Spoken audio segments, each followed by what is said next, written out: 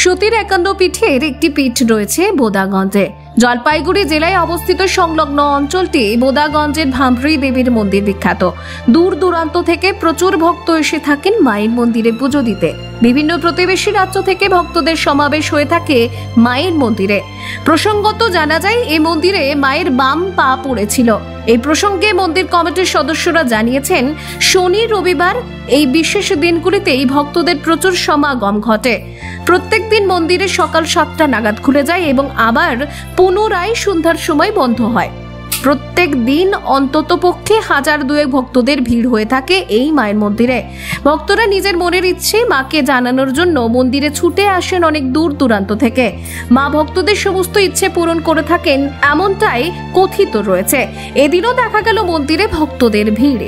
আজ অম্বুবাচী, দুপুর 2:58 বন্ধ হয়ে গেছে মন্দির। বুধবার ভোর রাতে অম্বুবাচীর সমাপন হবে।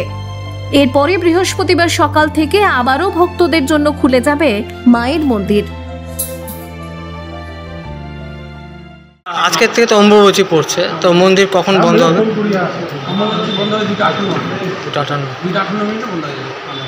আর আবার মন্দির আবার কবে? আবার মন্দির খুলবে বুধবার রাত্রেবেলা। বুধবার রাত্রেবেলা কয়টা? 3টা ভোর 3টায় শেষ। আচ্ছা, প্রতিদিন এই মন্দিরে ভক্তদের কেমন সমাগম হয়? কত ভক্ত এসে থাকে? আমাদের যেমন ভোগ হয় শনিবার, রবিবার, মঙ্গলবার, অমাবস্যা, পূর্ণিমা, এই 2টা আবার কবে খুলবে? বৃহস্পতিবার সকাল থেকে। কেমন ভিড় হয় মন্দিরে প্রত্যেকদিন? কোথা থেকে আসে এখানে ভক্তরা? বিভিন্ন জায়গা থেকে। তাও কোথা থেকে আসে? মানে প্রতিবেশী রাজ্য বা ঠিক বলা যাবে না, কলকাতা থেকে, মন্দির সব পাঞ্জাব, হরিয়ানা থেকে আছে। আর কটার সময় খুলে প্রতিদিন মন্দির আর বন্ধ হয়? সকাল 7টায় আর বন্ধ হয় রবিবার, মঙ্গলবার, অমাবস্যা, পূর্ণিমা। আপনার নামটা? রাজীব ভাই। এখানে আমার তো অনেক আগে, জন্মের আগে থেকে এই মন্দির চলতেছে। আমার তো জন্ম হচ্ছে 89 সাল থেকে। আমি ছোটো থেকে দেখে আসতেছি যে মন্দির এখানে চলতেছে। আর এই ভক্ত সমাগম হয় এখানে।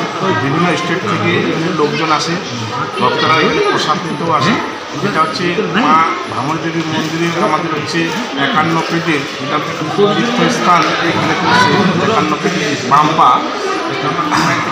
মন্দিরে মিনিমাম ডেলি 2000 লোক সমাগম হয় এখানে।